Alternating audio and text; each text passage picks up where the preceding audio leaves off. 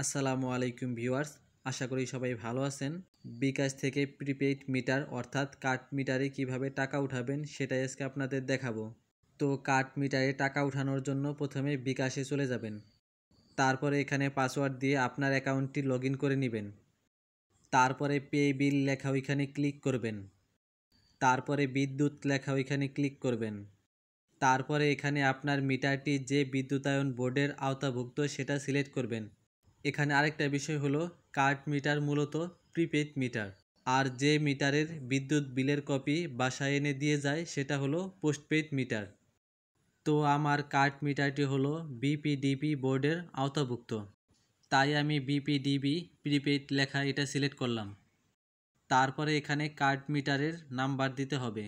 প্রত্যেকটা কার্ড মিটারেই এরকম একটা কার্ড থাকে, যেই কার্ডের পিছন সাইডে একটা নাম্বার থাকে, ওই নাম্বারটাই হলো কার্ড মিটারের মিটার নাম্বার।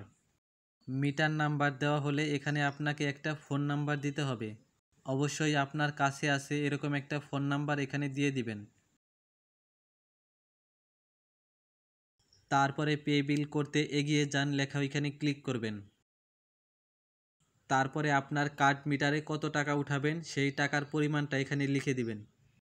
তারপরে ডান দিকে তীর চিহ্ন দেওয়া ওইখানে ক্লিক করবেন। তারপরে নিচের দিকে দেখতে পাচ্ছেন পে বিল করতে এগিয়ে যান লেখা ওইখানে ক্লিক করবেন। তারপরে এখানে দেখতে পাচ্ছেন আমার কার্ড মিটারটি যে নামে রেজিস্টার করা সেই নামটি এখানে শো করছে। তো এই নাম দেখেই বুঝতে পারবেন এটা আপনার নাকি অন্য কারো কার্ড মিটার। তারপরে এখানে আপনার বিকাশ অ্যাকাউন্টের পিন নাম্বারটি দিয়ে দিবেন। তারপরে পিন কনফার্ম করুন লেখা ওইখানে ক্লিক করবেন। তারপরে পে বিল করতে ট্যাপ করে ধরে রাখুন লেখা ওইখানে ট্যাপ করে কিছুক্ষণ ধরে রাখবেন। তো এখানে দেখতে পাচ্ছেন বিকাশ থেকে আমাদের কার্ড মিটারে টাকা পাঠানো হয়ে গিয়েছে। তো এখন এই টাকাটা আমাদের কার্ড মিটারে লোড করতে হবে। তারপরে নিচের দিকে দেখতে পাচ্ছেন পরবর্তী লেখা ওইখানে ক্লিক করবেন। ভবিষ্যতে এই কার্ড মিটারে টাকা রিচার্জ করতে চাইলে অবশ্যই এটি টিক দিয়ে সেভ করে রাখবেন।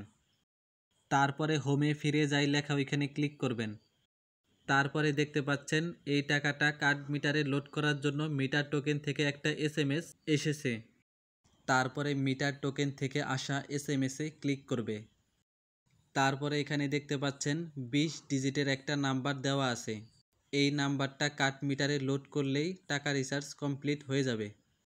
তো এইবার কার্ড মিটারের কাছে গিয়ে প্রথমে ডান পাশে নিচের দিকে যে বাটন আছে ওইখানে ক্লিক করবেন। তারপরে 20 ডিজিটের নাম্বারটি সম্পূর্ণ মিটারে উঠাবেন। নাম্বার সঠিকভাবে উঠানো হলে ডান পাশে নিচের দিকে যে বাটন আছে ওইখানে ক্লিক করবেন। তো এবার ঘরে গিয়ে দেখবেন কারেন্ট ঘরে চলে আসছে। তো এভাবেই আপনারা খুব সহজে বিকাশ থেকে প্রিপেইড মিটার রিচার্জ করে নিতে পারবেন। প্রিপেইড মিটার রিচার্জ করতে যদি কোনো সমস্যা হয় তাহলে তা কমেন্টে অবশ্যই জানাবেন। তো আজকের ভিডিওটি এ পর্যন্তই, দেখা হবে অন্য কোনো ভিডিওতে। সে পর্যন্ত ভালো থাকবেন, সুস্থ থাকবেন। আসসালামু আলাইকুম।